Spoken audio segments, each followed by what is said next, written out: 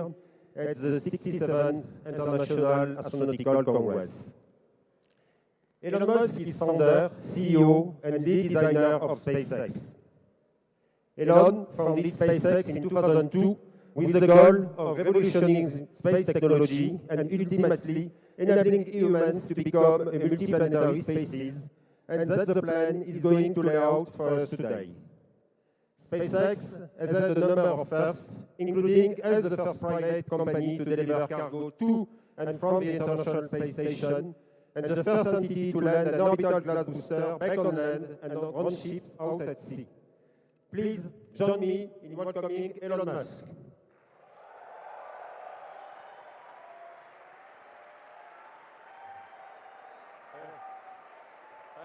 Thank you. Thanks for having me.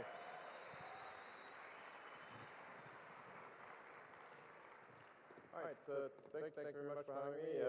Look forward to talking about the SpaceX Mars architecture, and what I really want to try to achieve here is to make Mars seem possible, make it seem as though it's something that we can do in our lifetimes, and that you can go. And is there really a way that anyone could go if they wanted to? I think that's really the important thing. So, I mean, first of all, why go anywhere, right? I think there are really two fundamental paths. History is going to bifurcate along two directions. One path is we stay on Earth forever, and then there will be some eventual extinction event. I don't have an immediate doomsday prophecy, but eventually history suggests there will be some doomsday event. The alternative is to become a space-faring civilization and a multi-planet species, which I hope you would agree that is the right way to go. Yes?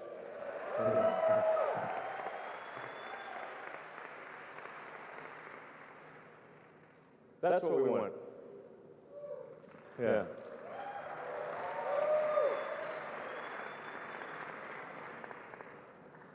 So how do we figure out how to take you to Mars and create a self-sustaining city, a city that is not merely an outpost, but it could become a planet in its own right, and for us, thus we could become a truly multi-planet species. Sometimes people wonder, well, what about other places in the solar system? Why Mars? Just to sort of put things into perspective, this is an actual scale of what the solar system looks like. So we're currently in the third little rock from the left. That's Earth. Yeah, exactly. And our goal is to go to the fourth rock on the left. That's Mars. But you can get a sense for the real scale of the solar system, how big the Sun is, and Jupiter, Neptune, Saturn, Uranus, and then the little guys on the right are Pluto and friends. This sort of helps see it not quite to scale, but it gives you a better sense for where things are. So our options for becoming a multi-planet species within our solar system are limited.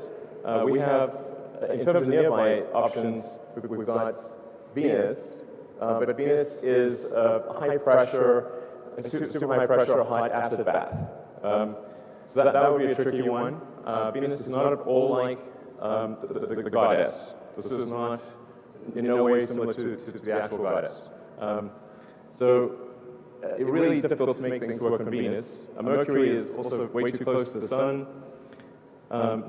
We could go potentially on one of the moons, Jupiter or Saturn, but those are quite far out, much further from the Sun, a lot harder to get to. It really leaves us with one option if we want to become a multi-planet civilization, and that's Mars. We could conceivably go to our moon, and I say I have nothing against going to the moon, but I think it's challenging to create become a multi-planetary on the moon because it's much smaller than a planet. It doesn't have any atmosphere. It's not as resource-rich as Mars. It's got a 28-day day, whereas the Mars day is 24.5 hours. And in general, Mars is far better suited to ultimately scale up to be a self-sustaining civilization. So just to give some comparison between the two planets, they're actually they're remarkably close in a lot of ways. In fact, we now believe that early Mars was a lot like Earth. And in fact, if we could warm Mars up, we would once again have a thick atmosphere and liquid oceans. So, but where things are right now, Mars is about half again as far from the sun as Earth. So still decent sunlight. It's a little cold, but we can warm it up.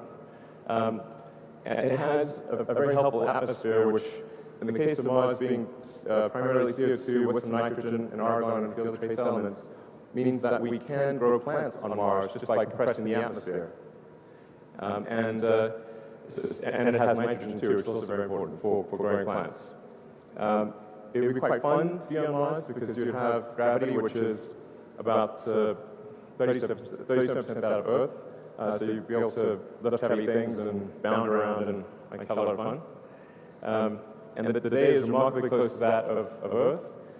And so we just need to change that bottom row. Because currently we have 7 billion people on Earth and 0 on Mars. So there's been a lot of great work by NASA and other organizations in early exploration of Mars, understanding what Mars is like, where could we land, what's the composition of the atmosphere, where is there water, or ice, I should say. And so we need to go from these early exploration missions to actually building a city. The issue that we have today is that if you look at a Venn diagram, there's no intersection of sets of people who want to go and can afford to go. In fact, right now you cannot go to Mars for infinite money. Using traditional methods, if taking sort of Apollo-style approach, an optimistic cost number would be about $10 billion a person. So, for example, the Apollo program, the cost estimates are somewhere between $100 to $200 billion in current year dollars. And we sent 12 people to the surface of the moon, which was an incredible thing, and I think probably one of the greatest achievements of humanity. But that is a steep price to pay for a ticket. That's why these circles only just barely touch. So you can't create a self-sustaining civilization if the ticket price is $10 billion a person. What we need is to move those circles together. And if we get the cost of moving to Mars to be roughly equivalent to a median house price in the US, which is around $200,000, then I think the probability of establishing a self-sustaining civilization is very high. I think it would almost certainly occur. Not everyone would want to go. In fact, I think a relatively small number of people from Earth would want to go. But enough would want to go and who could afford the trip that it would happen. And you could get sponsorship, and I think it gets to the point where almost anyone, if they saved up and this was their goal, they could ultimately save up enough money to buy a ticket and move to Mars. And Mars would have a labor shortage for a long time, so jobs would not be in short supply. So it is a bit tricky, because we have to figure out how to improve the cost of trips to Mars by 5 million%. So this is not easy. And I mean, it sounds like virtually impossible, but I think there are ways to do it. This translates to an improvement of approximately 4.5 orders of magnitude. These are the key elements that are needed in order to achieve the 4.5 order of magnitude improvements. Most of the improvement would come from full reusability, somewhere between 2 and 2.5 orders of magnitude. And then the other 2 orders of magnitude would come from refilling an orbit, propellant production on Mars, and choosing the right propellant. So I'm going to go into detail on all those. Full reusability is really the super hard one. It's very difficult to achieve reusability for even an orbital system, and that challenge becomes even substantially greater for a system that has to go to another planet. But as an example of the difference between reusability and expendability in aircraft, and this, you could actually use any form of transport. You could say a car, bicycle, horse. If they were single use, almost no one would use them. It would be too expensive. But with frequent flights, you can take something like an aircraft that costs $90 million, and if it was single use, you'd have to pay $500,000 per flight. But you can actually buy a ticket on Southwest right now from LA to Vegas for $43, including taxes. So that's a massive improvement. Right there, it's showing a forward of magnitude improvement. Now, this is harder. The reusability doesn't apply quite as much to Mars because the number of times that you can reuse the spaceship is, the spaceship part of the system is less often because the Earth-Mars rendezvous only occurs every 26 months. So you get to use the spaceship part roughly every 2 years. Now, you get to use the booster and the tanker as frequently as you'd like.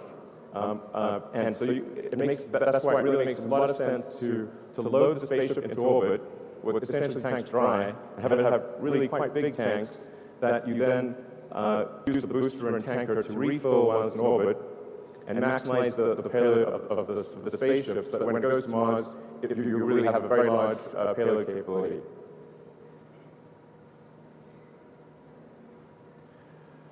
So, as I said, refilling in orbit is one of the essential elements of this. Without refilling in orbit, you would have a half order of magnitude impact roughly on the cost. By half order of magnitude, I think the audience mostly knows, but what that means is each order of magnitude is a factor of 10. So not refilling in orbit would mean a 500% roughly increase in the cost per ticket. It also allows us to build a smaller vehicle and lower the development cost, although this vehicle is quite big, but it would be much harder to build something that's 5 to 10 times the size. It also reduces the sensitivity of performance characteristics of the booster rocket and tanker. So if there's a shortfall in the performance of any of the elements, you can actually make up for it by having 1 or 2 extra refilling trips to the spaceship. So it's very important for reducing the susceptibility of the system to a performance shortfall. And then producing propellants on Mars is actually also very obviously important. Again, if we didn't do this, it would have at least a half order of magnitude increase in the cost of a trip, so 500% increase in the cost of a trip. And it would be pretty absurd to try to build a city on Mars if your spaceship just kept staying on Mars and not going back to Earth. You have this like massive graveyard of ships. You have to like do something with them. So it really wouldn't make sense to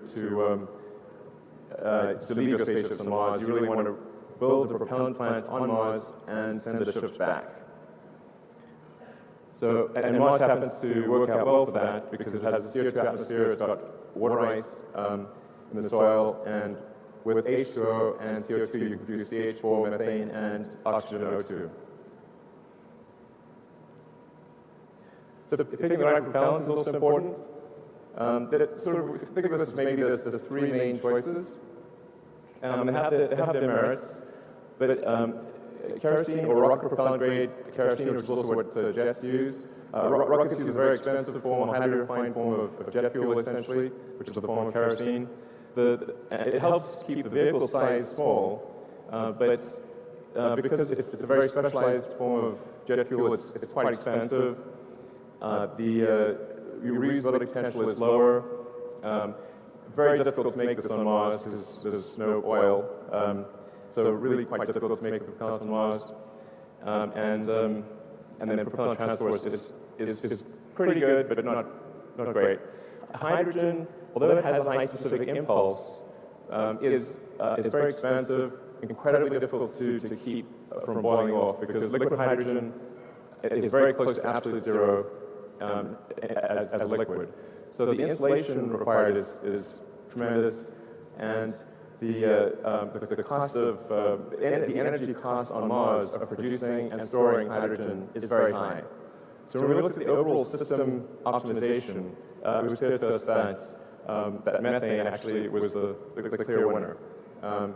So it would require maybe anywhere from 50 to 60% of the energy on Mars to refill propellants using the propellant depot, and just the technical challenges are a lot easier. So we think methane's actually better on just really almost across the board. And we started off initially thinking that hydrogen would make sense, but ultimately came to the conclusion that the best way to optimize the cost of unit mass to Mars and back is to use all methane system, or technically deep cryometallurgs. So those are the four elements that need to be achieved. Whatever system is designed, whether by SpaceX or anyone, we think these are the four features that need to be addressed in order for the system to really achieve a low cost per ton to the surface of Mars. And this is a simulation of the overall system.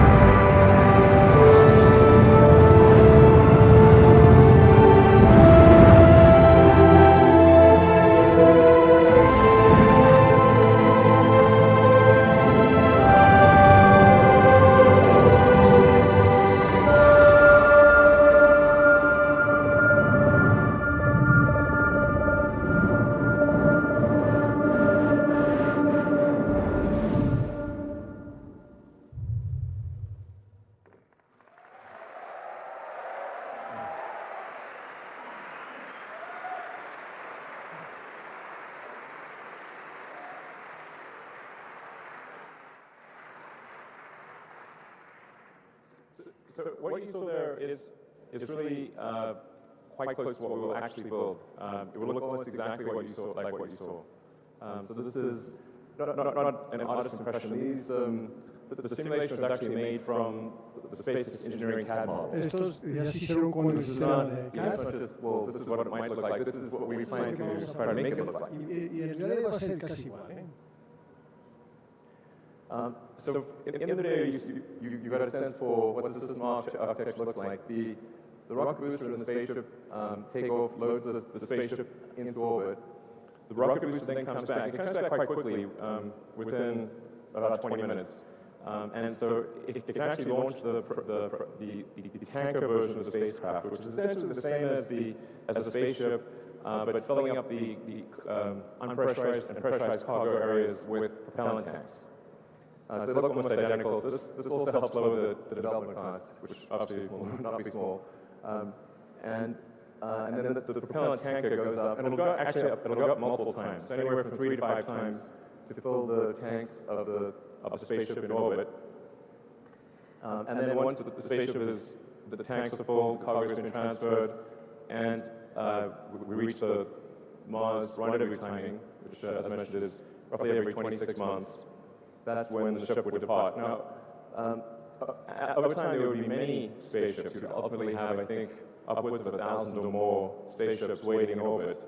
And so the Mars colonial fleet would depart en masse. Kind of like Battlestar Galactica. You've seen that thing. That's a good show. So it's a bit like that. But it actually makes sense to load the spaceships into orbit because you've got 2 years to do so, and then make frequent use of the booster and the tanker to get really heavy reuse out of those. And then with the spaceship, you get less reuse because you have to say, well, how long is it going to last? Well, maybe 30 years. So that might be 12 to maybe 15 flights of the spaceship at most. So you really want to maximize the cargo of the spaceship and use the booster and the tanker a lot. So, anyway, so the ship goes to Mars, gets replenished, and then it returns to Earth. So I'll go into some of the details of vehicle design and performance. And I'm going to gloss over, I'll only talk a little bit about the technical details in the actual presentation, and then I'll leave the detailed technical questions to the Q&A that follows. This is to give you a sense of size.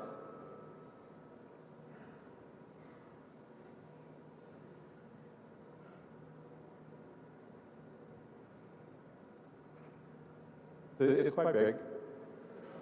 And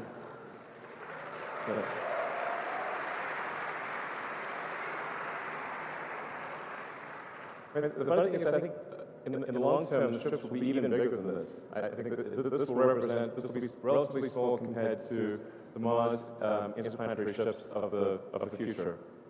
But it kind of needs to be about this size because if in order to fit 100 people or thereabouts in the pressurized section, plus carry the luggage and all of the unpressurized cargo to build propellant plants and build everything from iron foundries to pizza joints, you name it. But we need to carry a lot of cargo. So it really needs to be roughly on this sort of magnitude. Because if we say like say a minimum threshold for a self-sustaining city on Mars or civilization would be 1 million people, well, and you can only go every 2 years. If you have 100 people per ship, that's 10,000 trips. So I think at least 100 people per trip is the right order of magnitude, and I think we actually may end up expanding the crew section and ultimately taking more like 200 or more people per flight in order to reduce the cost per person. So, but it's 10,000 flights is a lot of flights. So you really want ultimately, I think, on the order of 1,000 ships. It would take a while to build up to 1,000 ships, and so I think if you say when we reach that million-person threshold, from the point at which the first ship goes to Mars, it's probably somewhere between 20 to 50 total Mars rendezvous. So it's probably somewhere between maybe 40 to 100 years to achieve a fully self-sustaining civilization on Mars. So that's the sort of a cross-section of the ship. And in some ways, it's not that complicated, really. It's made primarily of an advanced carbon fiber. The carbon fiber part is tricky when dealing with deep cryogens and trying to achieve both liquid and gas impermeability and not have gaps occur due to cracking or pressurization that would make the carbon fiber leaky. So this is a fairly significant technical challenge to make deeply cryogenic tanks out of carbon fiber. And it's only recently that we think that the carbon fiber technology has gotten to the point where we can actually do this without having to create a liner on the some sort of metal liner or other liner on the inside of the tanks, which would add mass and complexity.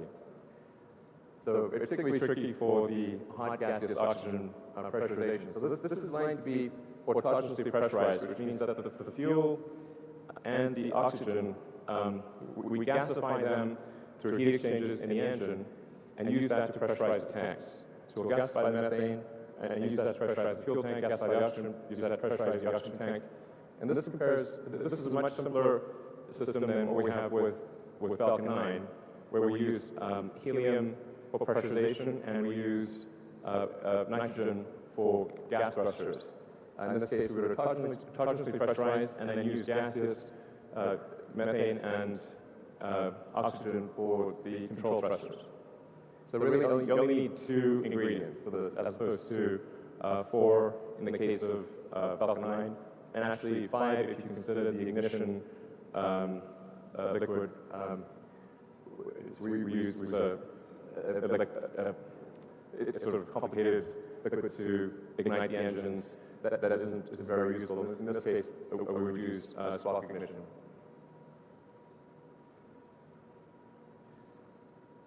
So this gives you a sense of vehicles by performance, sort of current and historic. I don't know if you can actually read that, but in expandable mode, the vehicle approach that we're proposing would do about 550 tons and about 300 tons in reusable mode.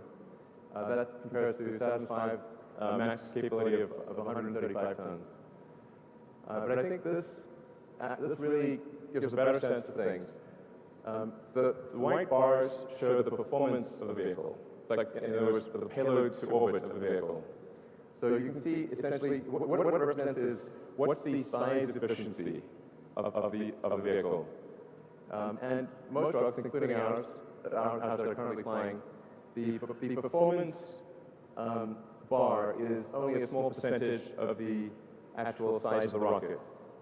But with the interplanetary system, which will initially be used for Mars, we've been able to, or we believe, massively improve the design performance. So it's the first time a rocket's sort of performance bar will actually exceed the physical size of the rocket.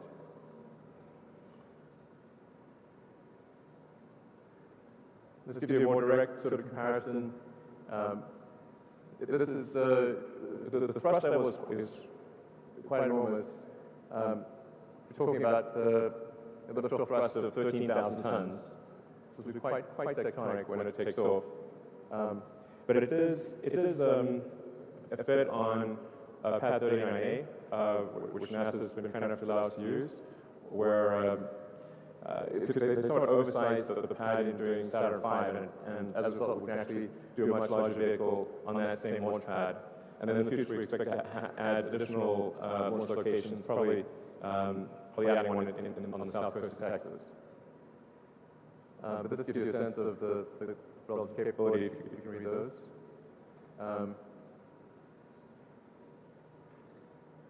But yeah, these vehicles have very different purposes. This is really intended to carry huge numbers of people, ultimately millions of tons of cargo to Mars. So you really need something quite large in order to do that. So to talk about some of the key elements of the interplanetary spaceship and rocket booster, we decided to start off the development with what we think are probably the 2 most difficult elements of the design. One is the Raptor engine,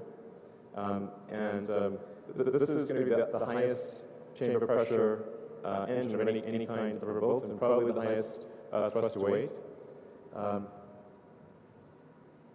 It's a full-flow staged combustion engine, which maximizes the theoretical momentum that you can get out of a given source fuel and oxidizer. We subcool the oxygen and methane to densify it. So compared to when propellants normally they're used close to their boiling point in most rockets, in our case, we actually load the propellants close to their freezing point. And that can result in a density improvement of up to around 10 to 12%, which makes an enormous difference in the actual results of the rocket. It also makes it gets rid of any cavitation risk for the turbopumps, and it makes it easier to feed a high-pressure turbopump if you have very cold propellant.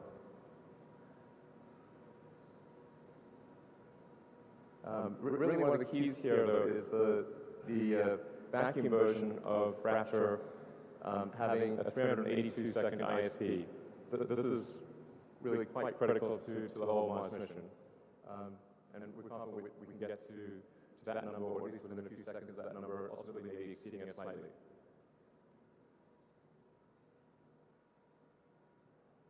So the rocket booster, in many ways, is really a scaled-up version of the Falcon 9 booster. You'll see a lot of similarities, such as the grid fins, obviously clustering a lot of engines at the base, and the big difference really being that the primary structure is an advanced form of carbon fiber as opposed to aluminum lithium, and that we use autogenous pressurization and get rid of the helium and the nitrogen. So this uses 42 Raptor engines. It's a lot of engines, but we use 9 on a Falcon 9, and with Falcon Heavy, which should launch early next year, there's 27 engines on the base. So we've got pretty good experience with having a large number of engines. It also gives us redundancy, so that if some of the engines fail, you can still continue the mission and be fine. But the main job of the booster is to accelerate the spaceship to around 8,500 kilometers an hour. For those that are less familiar with orbital dynamics, really it's all about velocity and not about height. So that really that's the job of the booster. The booster is like the javelin thrower. Sort of, it's got to toss that javelin, which is the spaceship. In the case of other planets, though, which have a gravity well which is not as deep. So Mars, the moons, Jupiter, conceivably one day maybe even Venus. Venus will be a little trickier, but for most of the solar system, you only need the spaceship. So you don't need the booster if you have a low gravity well. So no booster is needed on the Moon or Mars or any of the moons of Jupiter or Pluto. You just need the spaceship. The booster is just there for heavy gravity wells. And then we've also been able to optimize the propellant needed for boost back and landing to get it down to about 7% of the liftoff propellant load. We think with some optimization, maybe we'll get it down to about 6%. And we also are now getting quite comfortable with the accuracy of the landing. If you've been watching the Falcon 9 landings, you'll see that they're getting increasingly closer to the bullseye. And we think, particularly with the addition of some thrusters, some maneuvering thrusters, we can actually put the booster right back on the launch stand.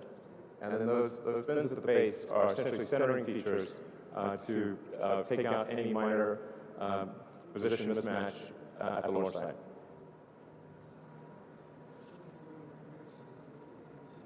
So it looks like at the base. So we think we only need to gimbal or steer the center cluster of engines.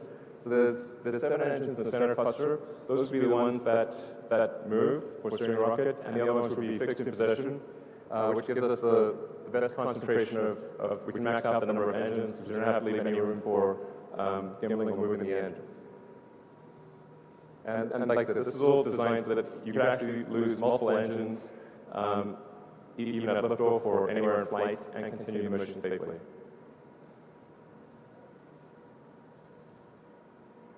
So for the spaceship itself, In the top, we have the pressurized compartment. I'll show you a fly through that in a moment. Then beneath that is where we have the unpressurized cargo, which would be really flat packed in a very dense format. And then below that is the liquid oxygen tank.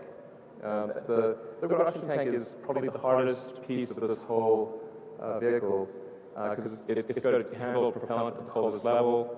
And the tanks themselves actually form the airframe. So the airframe structure and the tank structure are combined, as it is in all modern rockets. And in aircraft, for example, the wing is really a fuel tank in wing shape. So that it has to take the thrust loads of ascent, the loads of re-entry, and then it has to be impermeable to gaseous oxygen, which is tricky, and non-reactive to gaseous oxygen. So that's the hardest piece of the spaceship itself, which is actually why we started on that element as well. I'll show you some pictures of that later. And then below the oxygen tank is the fuel tank, and then the engines are mounted directly to the thrust cone on the base. And then there are 6 of the high-efficiency vacuum engines around the perimeter, and those don't gimbal. And then there are 3 of the sea-level versions of the engine which do gimbal and provide the steering. Although we can do some amount of steering if you're in space with differential thrust on the outside engines. The net effect is a cargo to Mars of up to 450 tons, depending upon how many refills you do with the tanker. And the goal is at least 100 passengers per ship, although I think ultimately we'll probably see that number grow to 200 or more.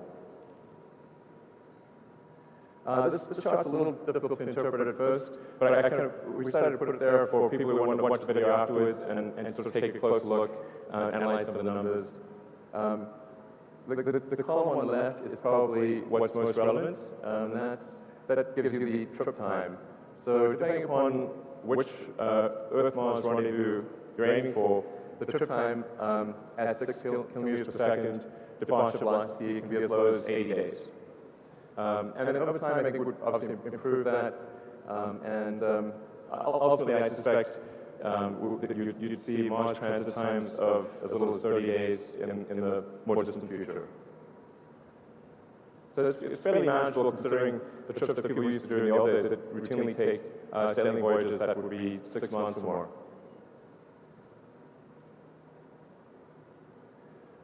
So on arrival, the heat shield technology is extremely important. We've been refining the heat shield technology using our Dragon spacecraft, and we're now on version 3 of Pico, which is phenolic impregnated carbon ablator, and it's getting more and more robust with each new version, with less ablation, more resistance, less need for refurbishment. The heat shield is basically a giant brake pad. So it's like how good can you make that brake pad against extreme re-entry conditions and minimize the cost of refurbishment and make it so that you can have many flights with no refurbishment at all.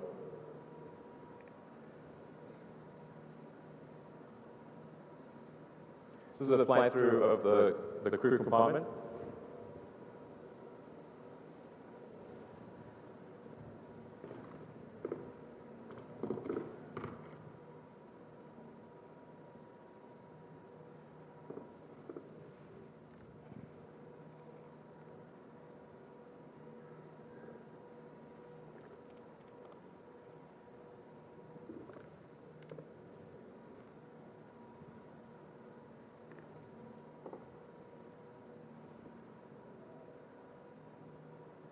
I'm going to give you a sense of what it would feel like to actually be in the spaceship. I mean, in order to make it appealing and increase that portion of the Venn diagram where people actually want to go, it's got to be really fun and exciting, and it can't feel cramped or boring. So the crew compartment or the occupant compartment is set up so that you can do zero-G games, you can float around. There'll be like movies, lecture halls, cabins, a restaurant. It'll be like really fun to go. You're gonna have a great time. So the propellant plant on Mars, Again, this is one of those slides that I won't go into in detail here, but people can think about offline. The key point being that the ingredients are there on Mars to create a propellant plant with relative ease. Because the atmosphere is primarily CO2, and there's water ice almost everywhere, you've got the CO2 plus H2O to make methane CH4 and oxygen O2 using the Sabatier reaction. The trickiest thing really is the energy source, which we think we can do with a large field of solar panels. So then to give you a sense of the cost, really the key is making this affordable to almost anyone who wants to go. And we think based on this architecture, assuming optimization over time, like the very first flights would be fairly expensive, but the architecture allows for a cost per ticket of less than $200,000. Maybe as little as $100,000 over time, depending upon how much mass a person takes. So we're right now estimating about $140,000 per ton to the surface of Mars. So if a person plus the luggage is less than that, taking into account food consumption and life support, then we think that the cost of moving to Mars ultimately could drop below $100,000.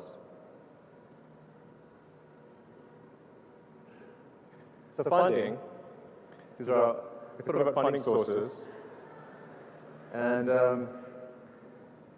so we've got Steel Underpants, launch satellites, send cargo to the space station, Kickstarter, of course, followed by profit. So obviously it's going to be a challenge to fund this whole endeavor. We do expect to generate pretty decent net cash flow from launching lots of satellites and servicing the space station from NASA, transferring cargo to and from space station, and then I know that there's a lot of people in the private sector who are interested in helping fund a base on Mars, and then perhaps there will be interest on the government sector side to also do that.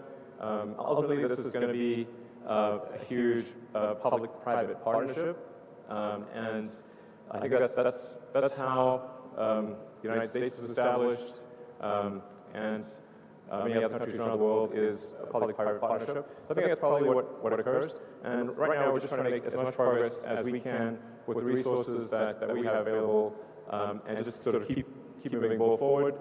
And hopefully, I think as we show that this is possible, that this dream is real, not just a dream, it's something that can be made real. I think the support will snowball over time. And I should say also the main reason I'm personally accumulating assets is in order to fund this. So I really don't have any other motivation for personally accumulating assets except to be able to make the biggest contribution I can to making life multiplanetary.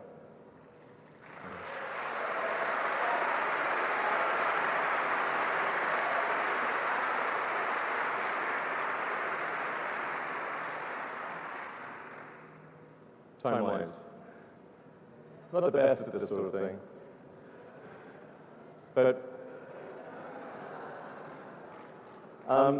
just to show you where we started off, in 2002, SpaceX basically consisted of carpet and a mariachi band. That was it. That's all of SpaceX in 2002. As you can see, I'm a dancing machine.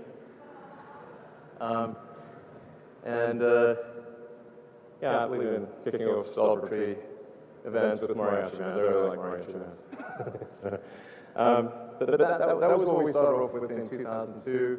And really, I mean, I thought we had maybe a 10% chance of doing anything, of even getting a rocket to orbit, let alone getting beyond that and taking Mars seriously. But I came to the conclusion that if there wasn't some new entrant into the space arena with a strong ideological motivation, then it didn't seem like we were on a trajectory to ever be a spacefaring civilization and be out there among the stars. Because in '69 we were able to go to the moon, and then the space shuttle gets to low Earth orbit, and then obviously the space shuttle got retired, but that trend line is down to zero. So I think what a lot of people don't appreciate is that technology does not automatically improve. It only improves if a lot of really strong engineering talent is applied to the problem that it improves. And there are many examples in history where civilizations have reached a certain technology level and then have fallen well below that, and then recovered only millennia later. So we go from 2002, where we basically were clueless, and developed with Falcon 1 the smallest useful orbital rocket that we think of, which would deliver half a ton to orbit. And then 4 years later, we developed and built the first vehicles. We developed the main engine, the upstage engine, the airframes, the fairing, and the launch system, and had our first attempt at launch in 2006, which failed. So that lasted about 60 seconds, unfortunately. But 2006, 4 years after starting, is also when we actually got our first NASA contract. And I just want to say I'm incredibly grateful to NASA for supporting SpaceX, despite the fact that our rocket crashed. It was awesome. I'm NASA's biggest fan. So thank you very much to the people that had the faith to do that. Thank you.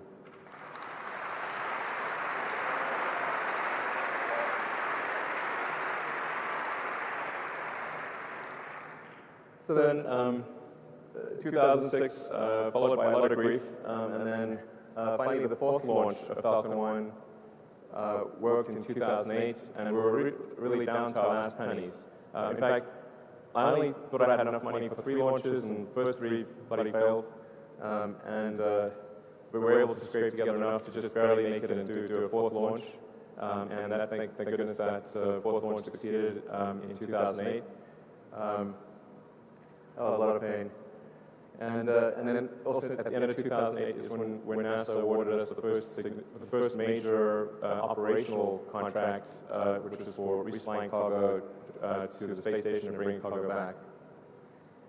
Then a couple of years later, we did the first launch of Falcon 9, version 1, and that had about a 10-ton to orbit capability, so it was about 20 times the capability of Falcon 1. And also was assigned to carry our Dragon spacecraft. Then 2010 is our first mission to the space station, so we were able to finish development of Dragon and dock with the space station in 2010. 2010 is expendable Dragon. 2012 is when we delivered and returned cargo from the space station. 2013 is when we first started doing vertical takeoff and landing tests. And then 2014 is when we were able to have the first orbital booster do a soft landing in the ocean. The landing was soft, it fell over and exploded, but landing, for 7 seconds, it was good. And we also improved the capability of the vehicle from 10 tons to about 13 tons to Leo. And then 2015, last year, in December, was definitely one of the best moments of my life when the rocket booster came back and landed at Cape Canaveral. So that was really, a lot of...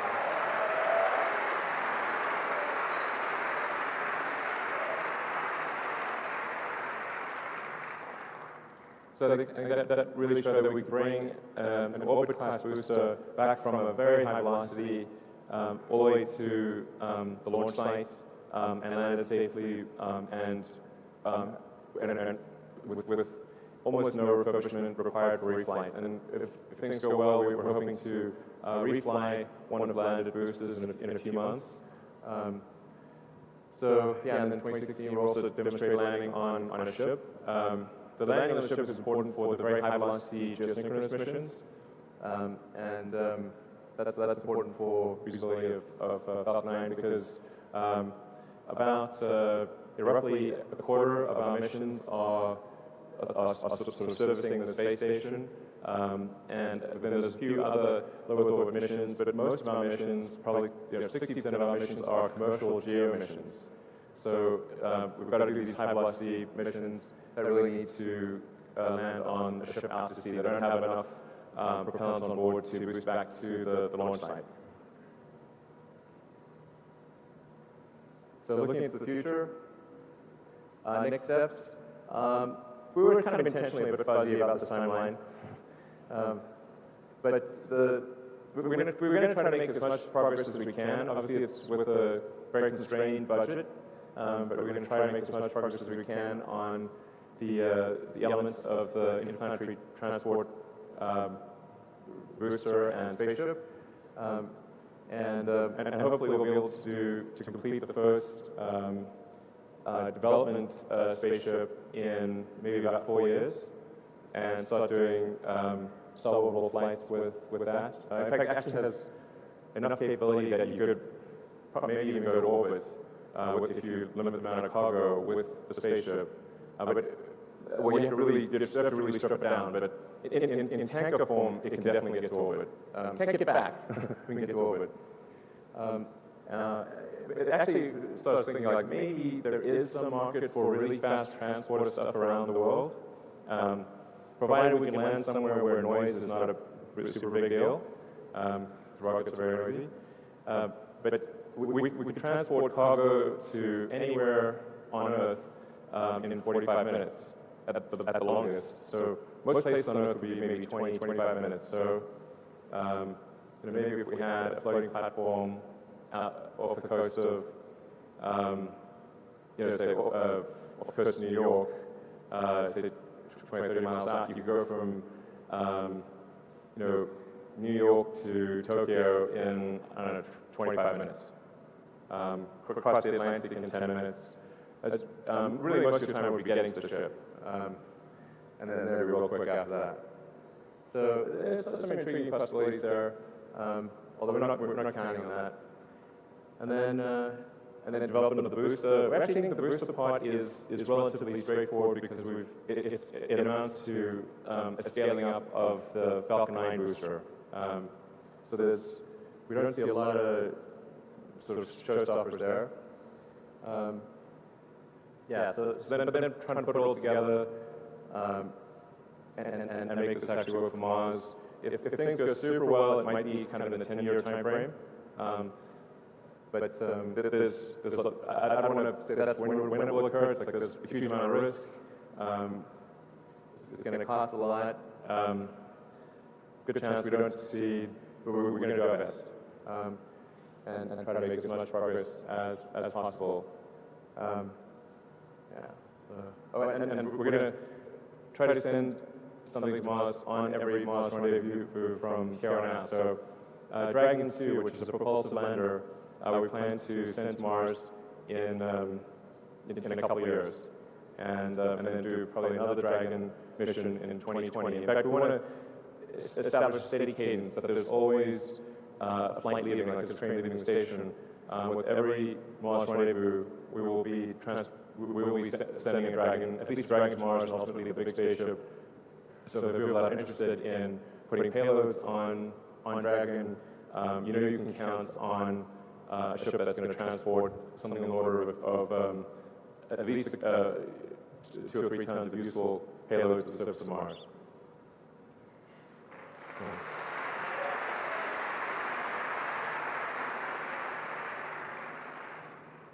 Yeah, so that's part of the reason why we designed Dragon 2 to be a propulsive lander. Is as a propulsive lander, you can go anywhere in the solar system.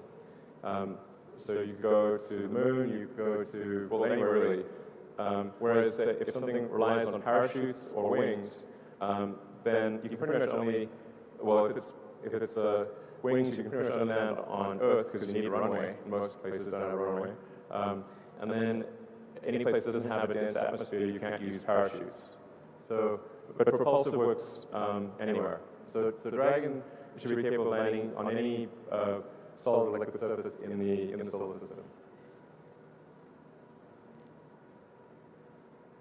And then I was really excited to see that the team managed to do the all-up Raptor engine firing in advance of this conference. I just want to say thanks to the Raptor team for really working 7 days a week to try to get this done in advance of the presentation. So I really want to show that we've made some hardware progress in this direction. And the Raptor is a really tricky engine. It's a lot trickier than Merlin because it's a full flow stage combustion, much higher pressure. I'm kind of amazed it didn't blow up on the first firing, but fortunately it was good.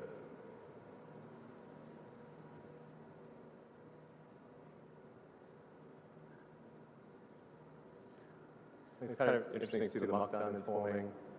Yeah.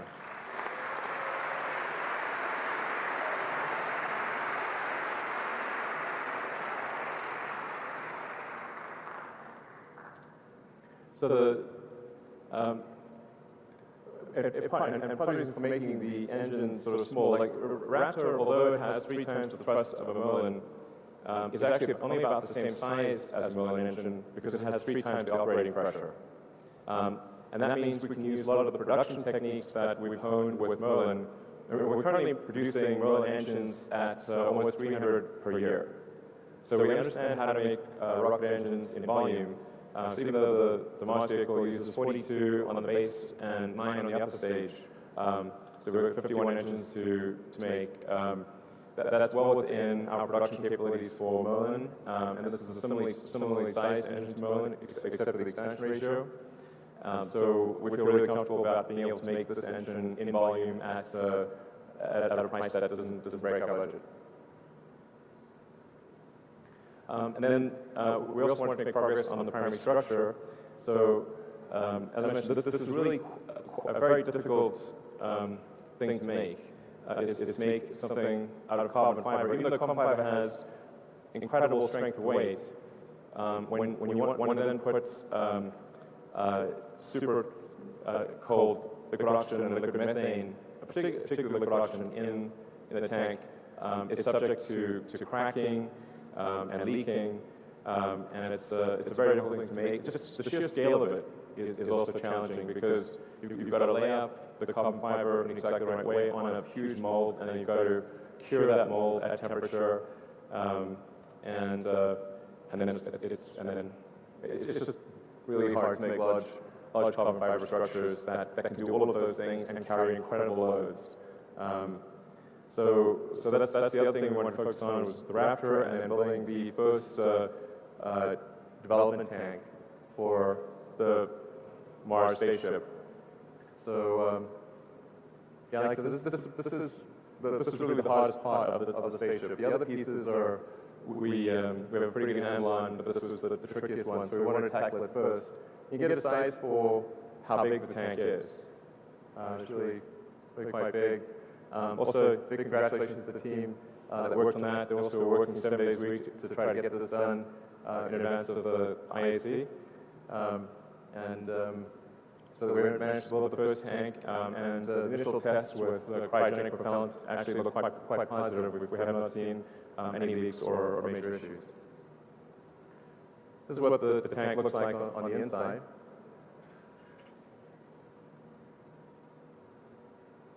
So you can get a real sense for just how big this tank is.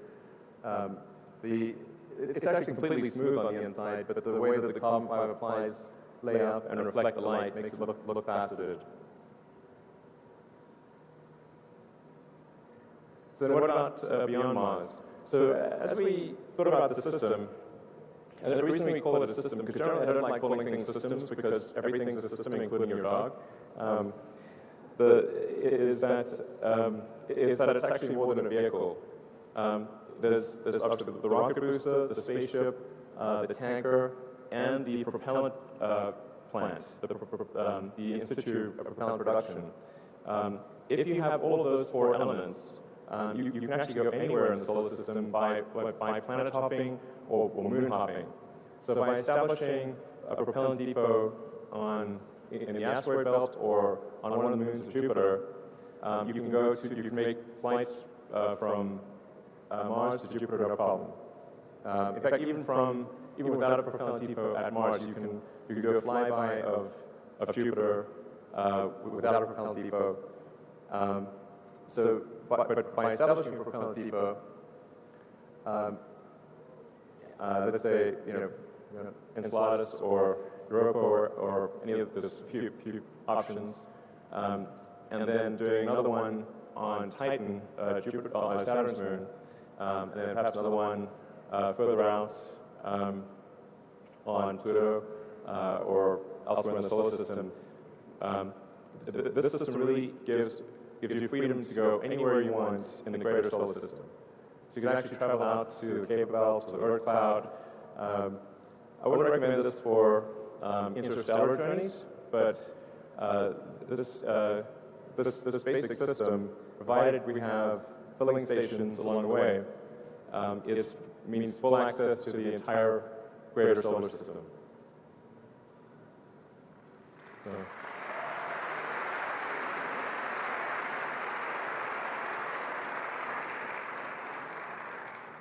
It'd be really great to do a mission to Europa, particularly. All right, so any questions that I can answer?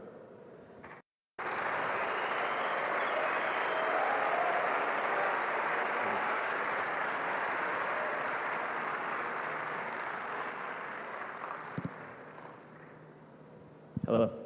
Yeah, Derek Stamos. I can't see a thing, by the way, so anyway, I won't try to look at you. I'll just hear the disembodied voice. Okay, Derek Stamos of NASASpaceflight.com. Okay. Can you talk a little bit about, from the video, it looks like Launch Complex 39A is going to be the initial launch site. Can you talk about some of the initial test flights, modifications to the pad, and where the booster and spacecraft may be built? Sorry, I think maybe you speak a little bit louder. Sure. The video showed launching from Launch Complex 39. Can you talk a little bit about initial test flights, booster construction site, and where the spacecraft may be built, as it seems to be too large to transport by road or any other terrestrial transport? Yeah, so we are expecting to do the initial flights from 39A. So we're planning to set up 39A such that it can launch either Falcon Heavy or the Interplanetary system. It's quite a big launch site, so I think we can do that. In terms of construction of the ship and booster, you're right, it is quite big, not something you can really transport on the roads. So I think we would probably look at construction of the booster and the spacecraft at some of the Gulf states. We're actually looking at Mashud, Louisiana as one of the possibilities. But I think we would end up constructing the booster and spacecraft in probably multiple states, and then perhaps doing final assembly at the launch site. Thank you. Right here. Hi, Alan. Right here in front of you. I'll jump. Okay, great. It's very nice to meet you. My name is Aldo, and 3 weeks ago I was at Burning Man in the Nevada desert. Great. And it felt like I was in Mars. It was a dusty storm, and it was really cold at night, and there was no water. But there was one problem at Burning Man. With a population of only 75,000, there was a lot of shit. And there was no water to take it into the rivers, which is kind of what we do today in our current sanitation system. So I was like, is this what Mars is going to be like? Just a dusty, waterless shitstorm? So I was like, hey, Ellen, are you working on a sustainable sanitation? Are we going to have a toilet in Mars that doesn't use water? Today on Earth, there's 3 billion people that don't have a Guys, toilet. I actually have to say, we have to keep it, no essays, only questions. All right, so are you working on the toilet for Mars? Yeah. I think Mars actually has a huge amount of water and water ice, so I don't think we'll really suffer a water shortage in Mars. The main thing about Mars is actually going to be energy. If you have energy, there's plenty of water because there's massive amounts of ice. So it's really just about getting huge numbers of solar panels out there and potentially doing geothermal energy. And ultimately, I think assuming the public is receptive, there might be nuclear. I think certainly if you build nuclear on Mars, as to whether you transport nuclear to Mars would be kind of up to the public to decide. All right, next question. I'm George Lordos from MIT SDM and MIT GSLI. Elon, the first humans on Mars will be in the history books, as we all know. Who should these men and women be? Maybe children too. Who should these people be carrying the light of humanity to Mars for all of us? Thank you. Well, I think the first journey to Mars is going to be really very dangerous. The risk of fatality will be high. There's just no way around it. So I would not suggest sending children, or it would be basically, are you prepared to die? Then that's okay. Then you're a candidate for going.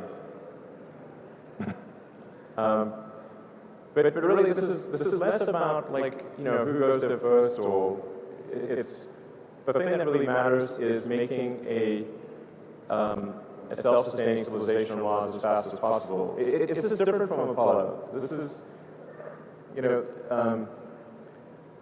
this is really about minimizing existential risk and having a tremendous sense of adventure. I mean, the thing that Mars really represents, there's the whole life insurance and protecting life and ensuring that the light of consciousness is not extinguished, which I think is incredibly important.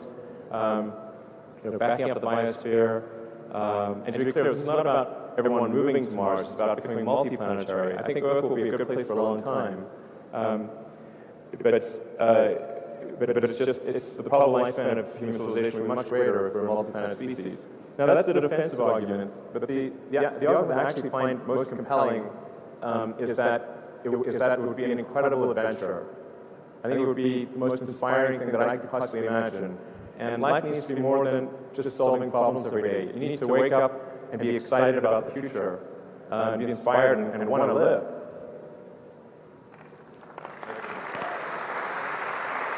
Thank you very much.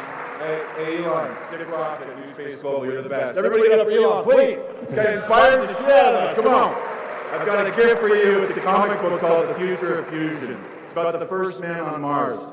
Looks like you. I can't get past El Chapo's militia, though. So I don't know, should I just throw this onto the stage? Sorry? My question is, can I give you this gift? Sure, if you yeah. The Future of Fusion. Thank you, sir. All right, thank you. Hi, Elon. Lauren Grush from The Verge. You talk about how the Mars colonization architecture is meant to serve as a backup plan. Man, there's so many mics here. Yeah, you can see me. Okay. The Mars architecture is supposed to serve as a backup plan for humanity, but you didn't touch much on how you will keep humans safe on the way over there from either deep space radiation or how they will live on the planet. Can you give us some insight into the life support systems, habitats, stuff like that? Sure. I mean, my view on the radiation thing is that there's certainly some risk of radiation, but it's not deadly. There will be some slight increased risk of cancer, but it's I think relatively minor. You need to have some shielding, particularly if there's a solar flare or sort of a big any kind of solar storm. We want to basically point the rocket at the sun and maximize the shielding effect. Point the rear of the rocket at the sun so you maximize the shielding effect and have the passengers cluster around a column of water. But I think the radiation risk there is relatively small. Once you're on Mars, obviously you cut your radiation in half just because you've got the planet shielding you, and then there's at least some atmosphere. And I think then what you could construct over time is an artificial magnetic field to deflect high-energy particles. So I actually think the radiation thing is it's often brought up, but I think it's not too big of a deal. And then there's what happens once people are there.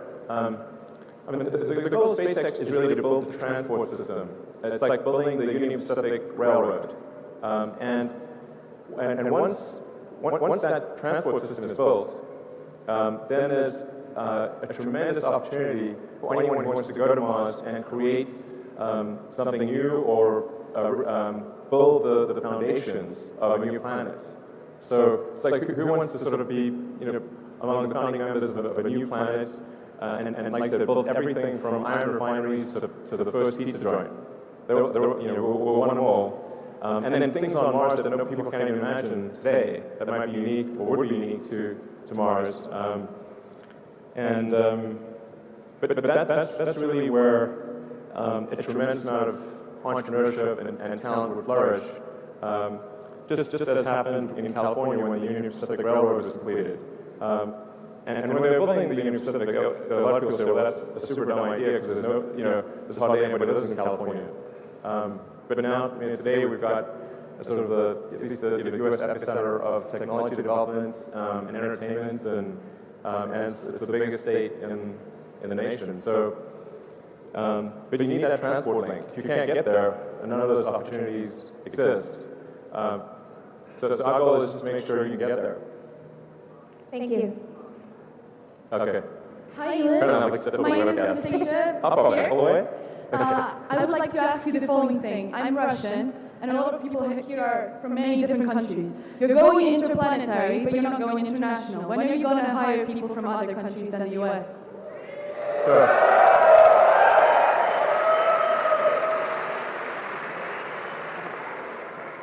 Yeah, so I think people are a bit confused about this. Unfortunately, this is not up to us. So the U.S. government regulations, they make getting a job in the U.S. hard as it is, getting a job easy hard as it is. But if you're working on rocket technology, that's considered an advanced weapons technology. So even a normal work visa isn't sufficient unless you get a special permission from the Secretary of Defense or the Secretary of State. I want to be clear, this is not out of some desire of SpaceX to just hire people with green cards. It's because we're not allowed to do anything else. I think this is not a wise this is not a wise policy for the U.S. because there's so many talented people all around the world that we would love to have work at our company. But unless they can somehow get a green card, we can't. We're legally prevented from hiring anyone. But for example, this is not the case at Tesla. Tesla, we're about a quarter of our engineering team is from outside the U.S. and maybe even 30% because we don't have the ITAR restriction. So I really wish we could do more. It's just our hands are tied. Thank you. Cool. Hey, Elon, so can't wait for the SpaceX improbability drive. Looking forward to that. But you often talk about wanting to inspire the masses and kind of push technology forward for conquest. And I'm developing a series with Funny or Die, which is like the top online comedy site found by Will Ferrell. It's quick questions, not essays. Yeah, quick question. So it's about you sending someone to Mars, but kind of like that first monkey that got shot into space. They're never coming back. It's going to be a one-way trip. So not necessarily. Well, maybe. So you mathematically determine the world's most expendable human being to make the journey, and that's Michael Cera.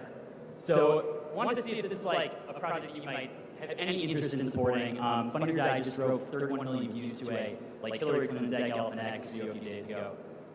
Want to see if we might be able to talk about it after. I think it's pretty important to give people the option of returning. The number of people who will be willing to move to Mars is much greater if they know that they have the option of returning, even if they never actually return. Most people that went to the original English colonies in North America, they never returned to Europe even once. But some did, and just knowing that if you don't like it there, you can come back, I think makes a big difference in people's willingness to go there in the first place. And in any case, we need the spaceship back, so it's coming. You can jump on board or not. It's cool. You get a free return trip if you want.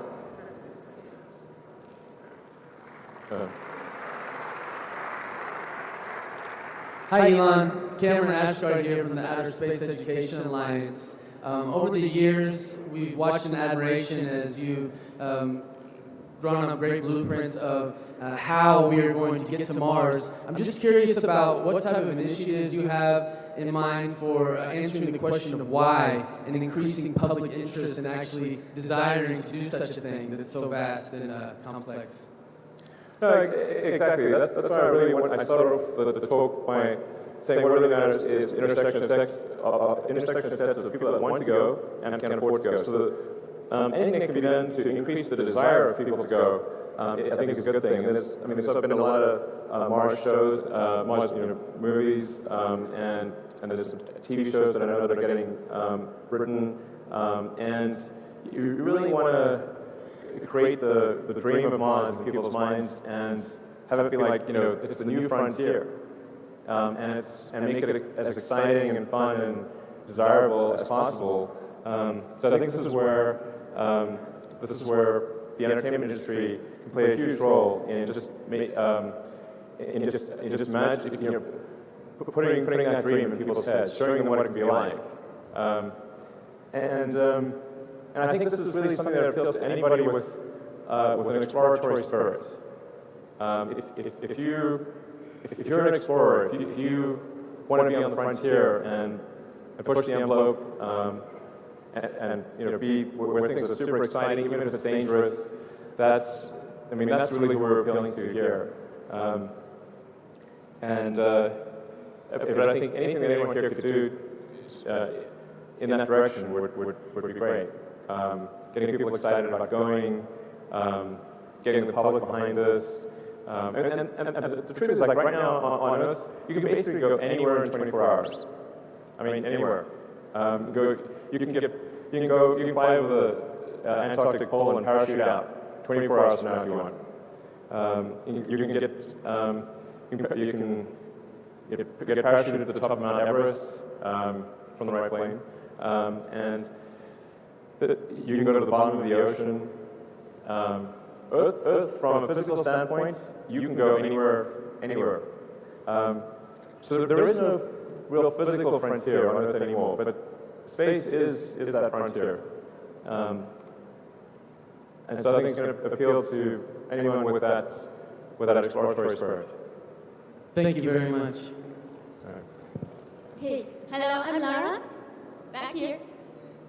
Man, it's really hard to figure out where this is where your voice is coming from. I wanted to ask you, for some normal people like me, what would it take physically? Do you need some requirements or something to get to Mars? Sorry, I can't hear you. Yeah, if normal people want to travel to Mars, do we need some specific requirements, or do normal people can go there? No, we're trying to make it such that anyone can go. But do we need a lot of training or something special? Nope, maybe a few days of training. Yeah. Also, train more if you want. I wanted to ask you, in behalf of all the ladies, can I go upstairs and give you a kiss, a good luck kiss?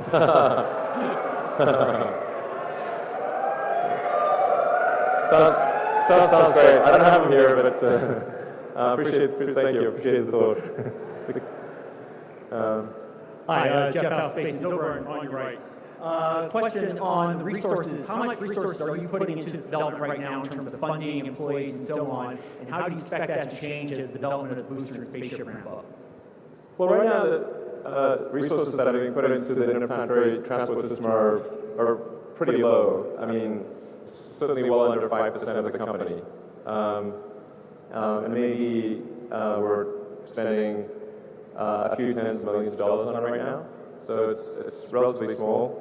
But then as we finish development of the the final version of Falcon 9, which should be sometime next year, and Dragon 2, and get the reusability of the boost stage and reusability of Dragon 2 sorted out, then we'll gradually apply more and more resources to the interplanetary system.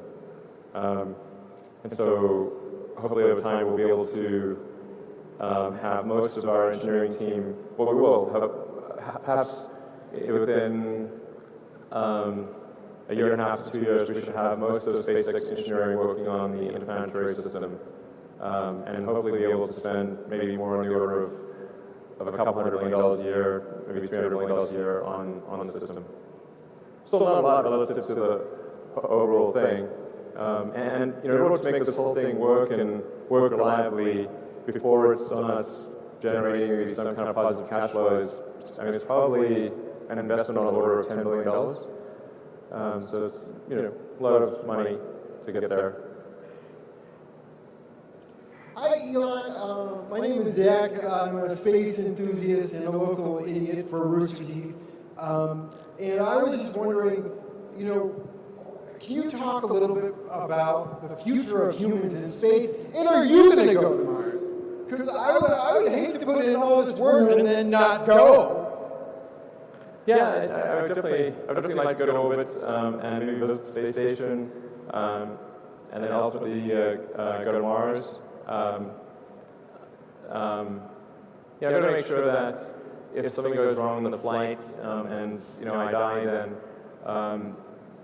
that there's a good succession plan, and that the mission of the company continues, and then it doesn't somehow get taken over by investors who just want to maximize the profit of the company and not go to Mars. That would be my biggest fear in that situation. Thank you so much.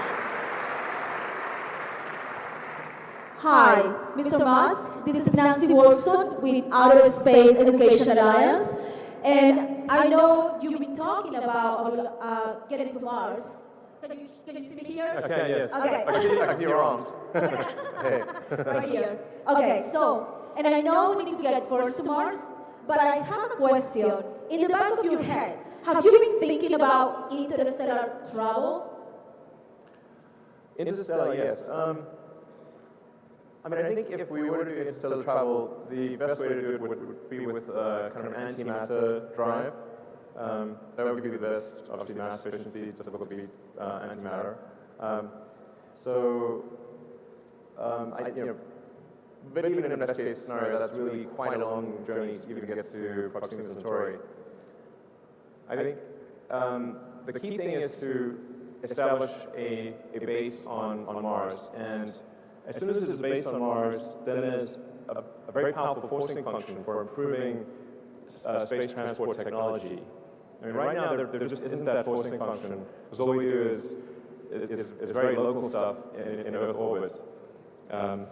So as soon as we've got a base on Mars, we can see even a base on the Moon, but certainly a base on Mars, that creates a very powerful forcing function for making space technology better and better every year. And that's ultimately what will lead us to interstellar travel. I think trying to do interstellar travel right off the bat would be very tricky. Sort of like if you're developing aircraft, you really want to first do the Wright Flyer and then maybe get to a DC-3 and then a 707 and then a 747. But trying to build the 747 right off the bat would be a tall order. So. Yeah, I agree, but you agree that it's something that we need to start talking about.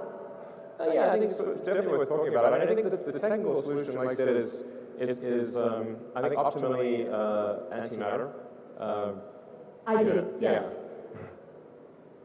Okay, thank you for coming today. It's 2016, by the way. All right.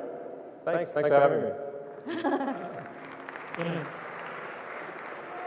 I was curious to know if you ever considered the idea of using a cycler and a semi-cycler to go to Mars on a routine basis, and if yes, why didn't you eventually go for it? Yeah, I think I don't know, when we do the try to figure out the best cost per unit mass to the surface of Mars, you could do a cycler, but our calculations at least show that it's just better to go directly there, and not have a cycler. The transit time actually matters quite a lot for reuse of the spaceship. So if you can reuse that spaceship very frequently, then your cost per ton to Mars drops a lot. So. Now, we could be wrong about that, and it could turn out in the future that having a cycler is a good way to go. But I would consider that to be in the realm of potential future optimization, along with having a propellant depot on the Moon. That might make sense, but I would say put that in the category of future optimization. Thank you. Hello, Elon. Tim Dodd here, the Everyday Astronaut with Spaceflight Now. And now in the animation you showed the passengers loading up onto MCT. Interplanetary IPT. Yeah. And then going into orbit. We're thinking about names. The name thing is really hard. I think like maybe for the name of the first ship that goes to Mars, not the name of the whole sort of the ship line or whatever necessarily, but the first ship that goes to Mars, like my current favorite is Heart of Gold from the Hitchhiker's Guide to the Galaxy. So I think probably we'll name the first ship that goes to Mars Heart of Gold, and I like the fact that it's driven by infinite improbability, because I think our ship is also extremely improbable. So, so I like the infinite improbability drive. The acronym is not the best.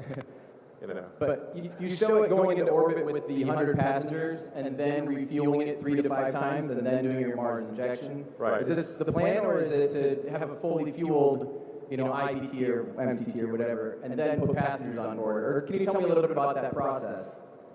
So it really kind of depends on how quickly we do the propellant replenishment.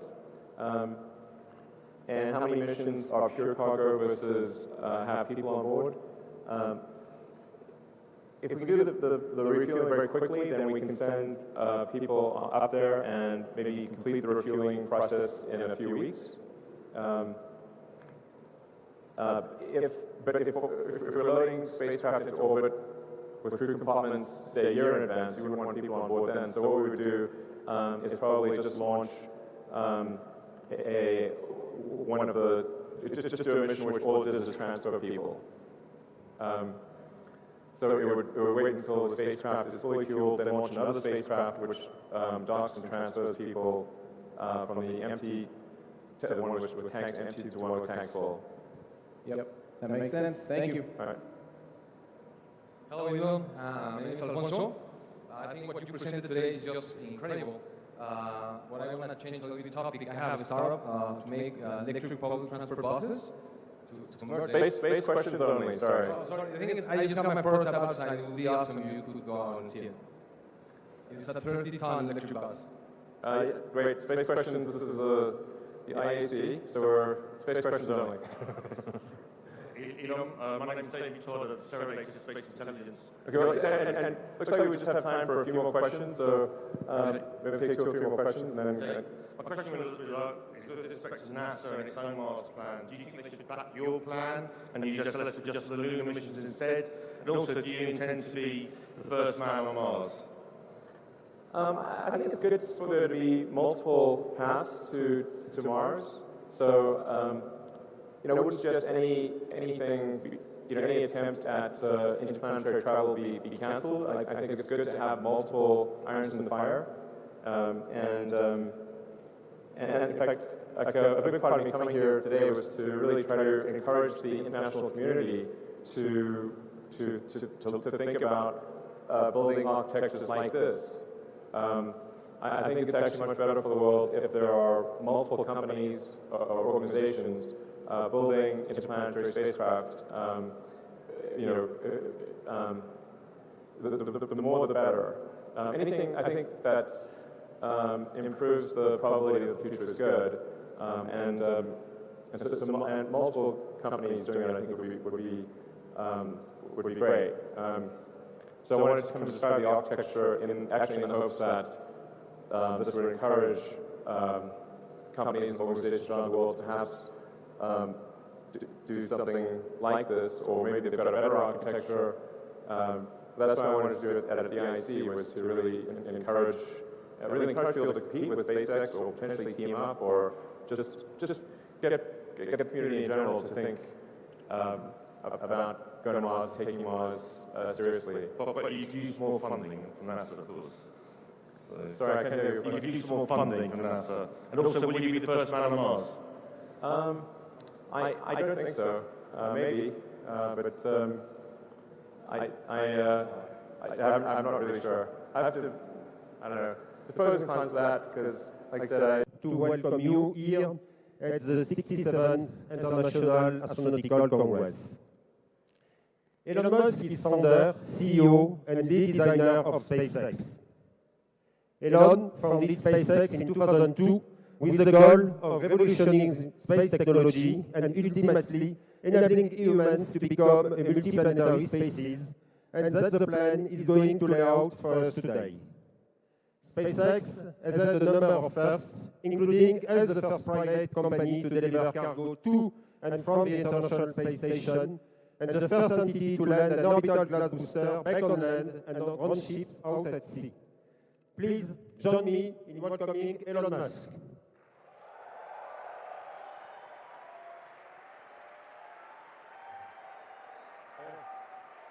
Hi, thank you.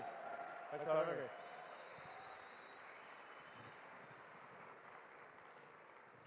All right, thank you very much for having me. Look forward to talking about the SpaceX Mars architecture, and what I really want to try to achieve here is to make Mars seem possible, make it seem as though it's something that we can do in our lifetimes, and that you can go. And is there really a way that anyone could go if they wanted to? I think that's really the important thing. So, I mean, first of all, why go anywhere, right? I think there are really two fundamental paths. History is going to bifurcate along two directions. One path is we stay on Earth forever, and then there will be some eventual extinction event. I don't have an immediate doomsday prophecy, but eventually history suggests there will be some doomsday event. The alternative is to become a space-faring civilization and a multi-planet species, which I hope you would agree that is the right way to go. Yes?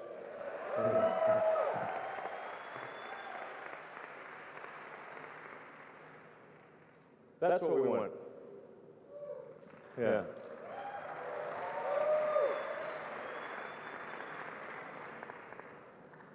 So how do we figure out how to take you to Mars and create a self-sustaining city, a city that is not merely an outpost, but could become a planet in its own right, and for us, thus we could become a truly multi-planet species. Sometimes people wonder, well, what about other places in the solar system? Why Mars? Just to sort of put things into perspective, this is an actual scale of what the solar system looks like. So we're currently in the third little rock from the left. That's Earth. Yeah, exactly. And our goal is to go to the fourth rock on the left. That's Mars. But you can get a sense for the real scale of the solar system, how big the Sun is, and Jupiter, Neptune, Saturn, Uranus, and then the little guys on the right are Pluto and friends. This sort of helps see it not quite to scale, but it gives you a better sense for where things are. So our options for becoming a multi-planet species within our solar system are limited. We have, in terms of nearby options, we've got Venus, but Venus is a high-pressure, super high-pressure hot acid bath. So that would be a tricky one. Venus is not at all like the goddess. This is not in no way similar to the actual goddess. So it's really difficult to make things work on Venus. Mercury is also way too close to the Sun. We could go potentially on one of the moons, Jupiter or Saturn, but those are quite far out, much further from the Sun, a lot harder to get to. It really leaves us with one option if we want to become a multi-planet civilization, and that's Mars. We could conceivably go to our moon, and I say have nothing against going to the moon, but I think it's challenging to create become multi-planetary on the moon because it's much smaller than a planet. It doesn't have any atmosphere. It's not as resource-rich as Mars. It's got a 28-day day, whereas the Mars day is 24.5 hours. And in general, Mars is far better suited to ultimately scale up to be a self-sustaining civilization. So just to give some comparison between the two planets, they're remarkably close in a lot of ways. In fact, we now believe that early Mars was a lot like Earth. And in fact, if we could warm Mars up, we would once again have a thick atmosphere and liquid oceans. So, but where things are right now, Mars is about half again as far from the sun as Earth. So it's still decent sunlight. It's a little cold, but we can warm it up. And it has a very helpful atmosphere, which, in the case of Mars being primarily CO2 with some nitrogen and argon and a few other trace elements, means that we can grow plants on Mars just by compressing the atmosphere. And it has nitrogen too, which is also very important for growing plants. It would be quite fun to be on Mars because you'd have gravity, which is about 37% out of Earth. So you'd be able to lift heavy things and bound around and have a lot of fun. And the day is remarkably close to that of Earth. And so we just need to change that bottom row. Because currently we have 7 billion people on Earth and 0 on Mars. So there's been a lot of great work by NASA and other organizations in early exploration of Mars, understanding what Mars is like, where could we land, what's the composition of the atmosphere, where is there water, or ice, I should say. And so we need to go from these early exploration missions to actually building a city. The issue that we have today is that if you look at a Venn diagram, there's no intersection of sets of people who want to go and can afford to go. In fact, right now you cannot go to Mars for infinite money. Using traditional methods, if taking sort of an Apollo-style approach, an optimistic cost number would be about $10 billion a person. So, for example, the Apollo program, the cost estimates are somewhere between $100 to $200 billion in current year dollars. And we sent 12 people to the surface of the moon, which was an incredible thing, and I think probably one of the greatest achievements of humanity. But that is a steep price to pay for a ticket. That's why these circles only just barely touch. So you can't create a self-sustaining civilization if the ticket price is $10 billion a person. What we need is to move those circles together. And if we can get the cost of moving to Mars to be roughly equivalent to a median house price in the US, which is around $200,000, then I think the probability of establishing a self-sustaining civilization is very high. I think it would almost certainly occur. Not everyone would want to go. In fact, I think a relatively small number of people from Earth would want to go. But enough would want to go and who could afford the trip that it would happen.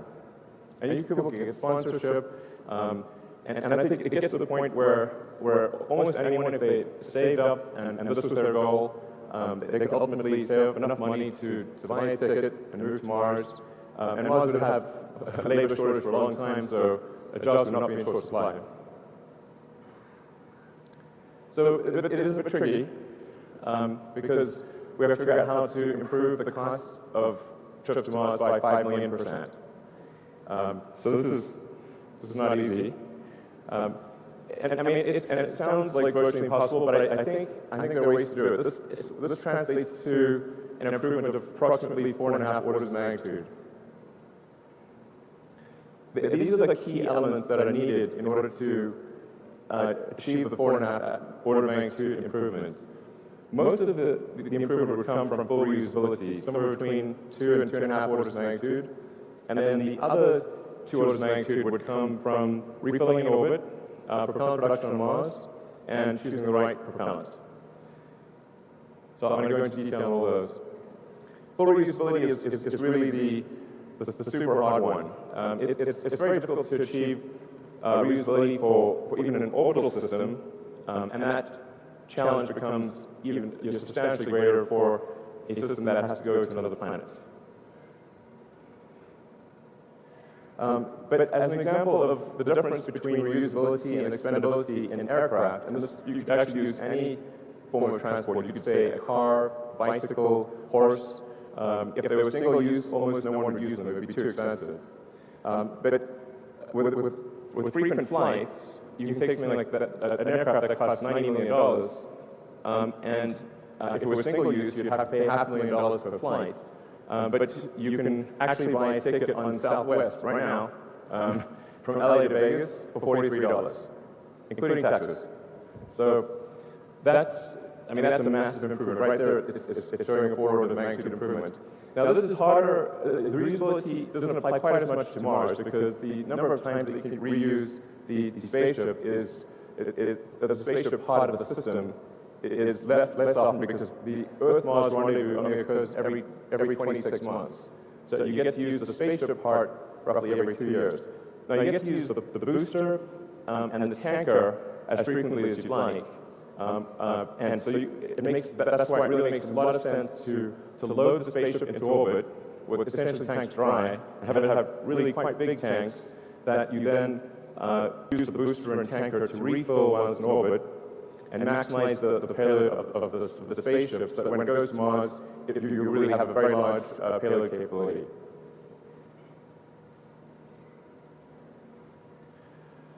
So, as I said, refilling in orbit is one of the essential elements of this. Without refilling in orbit, you would have a half-order of magnitude impact roughly on the cost. By half-order of magnitude, I think the audience mostly knows, but what that means is each order of magnitude is a factor of 10. So not refilling in orbit would mean a 500% roughly increase in the cost per ticket.